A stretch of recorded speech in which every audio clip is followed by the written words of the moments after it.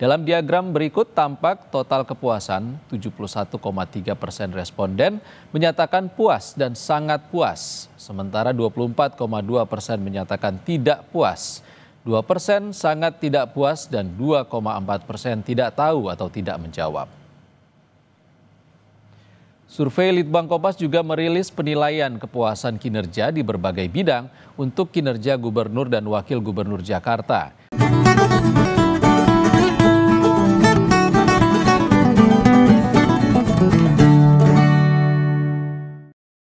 Akhirnya kinerja Gubernur dan Wakil Gubernur DKI terlihat lumayan lebih realistis sekarang dibandingkan dengan survei sebelumnya.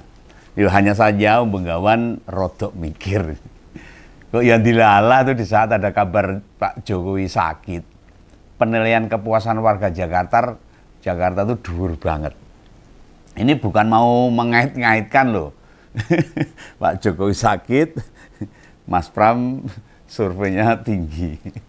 Nah, soalnya itu secara geografi kan jauh banget Jakarta sama Solo. Namun bila melihat latar belakang keduanya, mereka tuh dulu deket banget tuh selama 10 tahun. Bukan hanya sempat berada di partai yang sama, jadi bos sama anak buah, kerja bareng keduanya menghasilkan banyak hal. Nah sekarang ini yang satu lagi dapat cobaan hidup sangat berat dengan perubahan wajah yang kepu-kepu dan banyak flek dan sebagainya, satunya lagi melenting. Prestasinya dur. Lah Mas Pram yang awalnya diragukan sebagai gubernur dalam kinerjanya, nggak bakal mampu bekerja sebagai gubernur, kini mulai dirasakan warga DKI. Loh, apa saja yang sudah dijalankan? Wah ini ya, nah, jangan sampai kalah sama Kang Dembul di Jawa Barat. Mas Pram bukan karakter populis masalahnya, yang suka sama pemberitaan di media. Ya. Sebelum alumni ITB ini politisi yang kuat secara manajemen, termasuk teknokrat yang brilian loh, Mas Pram ini. Jelas warga Jakarta bersyukur dipimpin sama dia. Bisa dibayangkan tuh, nek sing menang lawannya. Apa enggak sekarang ini malah gubernur mesti bolak-balik ke pengadilan. Warganya malah mumet. Dan urusan yang berkaitan sama kasus orang yang didukung Jokowi sebagai cagup, kini tak terlihat lagi kabarnya. Loh, baik perkara survei meski belum ada 6 bulan bekerja loh. Nyatanya warga DKI merasakan hasil keringatnya Mas Pram. Berdasarkan survei dari Kompas, tingkat kepuasan warga bisa di atas 70%. Ya memang kerjanya nyata. Cuma tidak diberitakan di mass media bombastis. Ya, kalau Kang Dembul kan punya channel YouTube, jadi bisa langsung dilihat oleh masyarakat. Padahal orang Jakarta tuh terkenal kritis-kritis loh. Wilayahnya kan wilayah yang maju, berpendidikan, nggak mudah mengapresiasi pimpinan mereka. Setidaknya ini membuktikan bila kapasitas dan kapabilitas duet antara Mas Pram dengan Bang Dul Rano Karno itu memang ciame. Monggo bagi haters ngompol yang suka nyerang Benggawan, yang kebenaran tinggal di Jakarta sehingga cocok dengan hasil survei media mainstream itu, boleh bersuara. Tapi ya dengan data, dengan analisa yang benar, rasa nganggo miso-miso. Tak jamin akunya tak akan blokir. Masih bisa tetap berkomentar. Sodorkan fakta, apa yang masih mengganjal dalam hati. Yang memperlihatkan surveinya Kompas itu berbeda dengan yang terjadi di lapangan. Juga yang nggak suka sama PDIP, yang otomatis rodok anyel sama Mas Pram, tidak dilarang buat protes. Mari, kritik aja nggak apa-apa. Kita tidak anti kritik kok. Sak kenceng-kencengnya membantah. Setidaknya hasil ini menandakan Gubernur DKI bisa kerjasama dengan pemerintah pusat.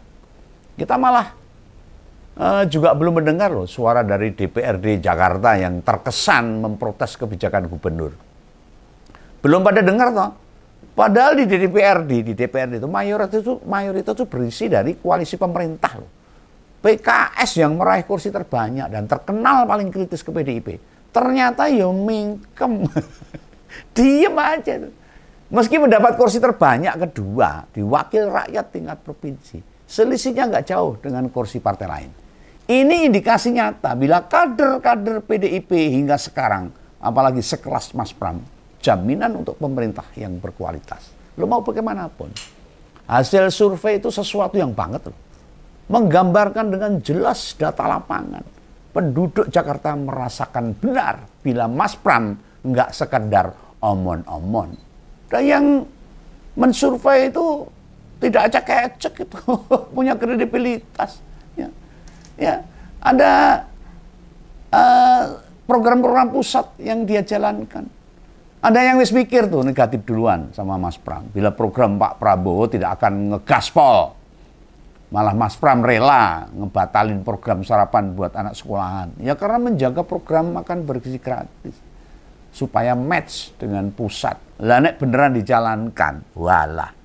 MBG bisa rempok disandingkan sama makan paginya Mas Pram. Yang akan digulirkan. Gak jadi itu.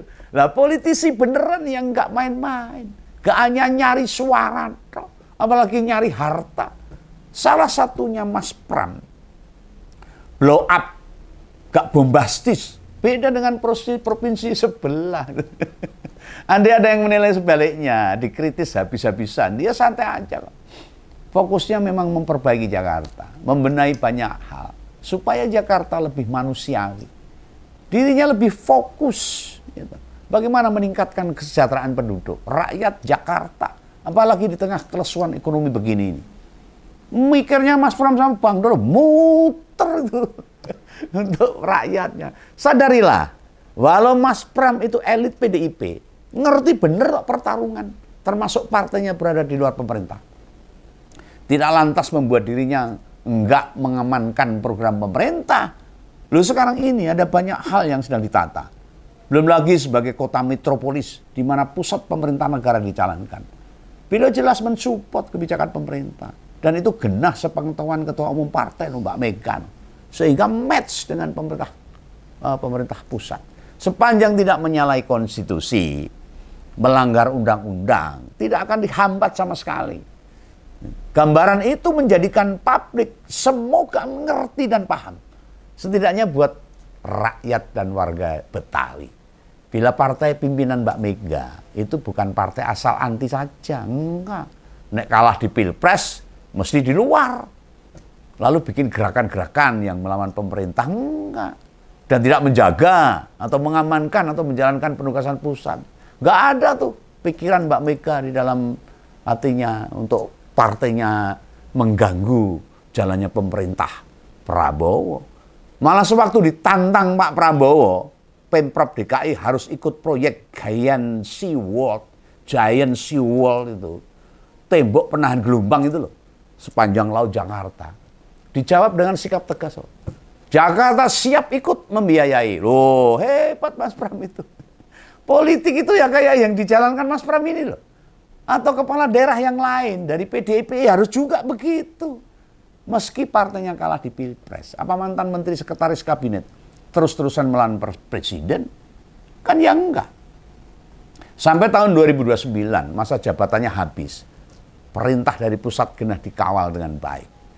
Politisi yang juga seorang teknokrat, itu mudeng, tahu waktu lah. Tahu kapan bertempur, kapan bekerja, kapan berpikir buat rakyatnya. Loh apa kita lupa? Hingga sebelum ditetapkan sebagai calon gubernur oleh partai, Mas Pram nggak langsung mundur dari kabinet loh. Ini semacam empan-papan dia.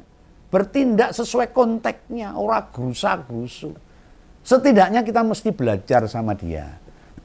Saat punya tugas dan tanggung jawab. Ya gimana caranya? Tugas itu berjalan dengan baik. Coba perhatikan saja tuh. Wes gak ada tuh Mas Pram nyebut-nyebut PDIP. Nyindir pemerintah, mancing warga Jakarta buat turun punya pikiran negatif. Reneng yang model begituan di pikiran Mas Pram. Ini baru levelnya politisi beneran. Namun menguasai bagaimana mengelola daerah sesulit DKI Jakarta.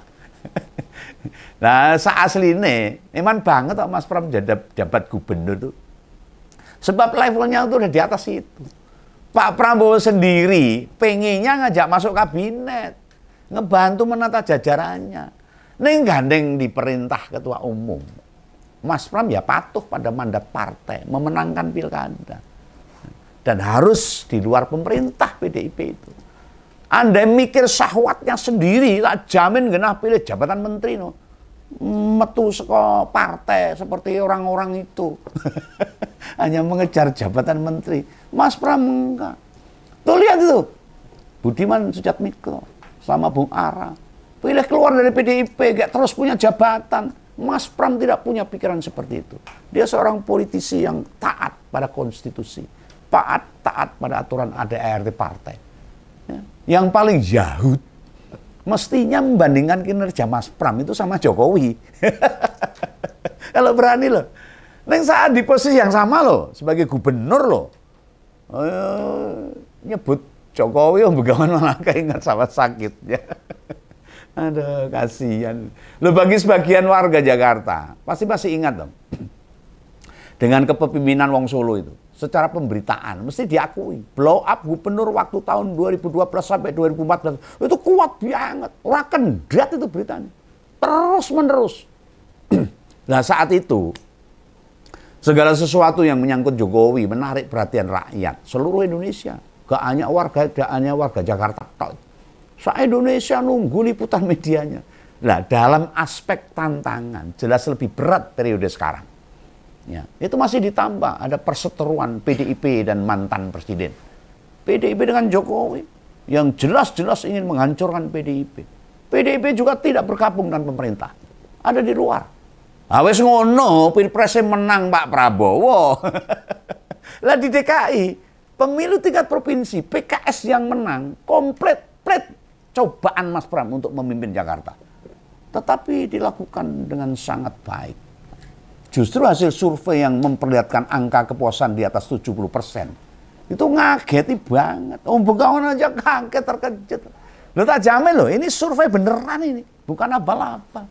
Sebab memang Kompas yang nyurvei. Punya lembaga survei sendiri. Nah di sini kena membuka kenyataan. Bila PDIP itu enggak setengah-setengah. Beneran buat mensejahterakan rakyat. Terutamanya wong cilik. Kita compare dengan hasil pemilu. PDIP hanya mendapatkan 15 kursi dari 106 kursi di DPR di Jakarta. Ya sekitar 14% lah, lebih sedikit.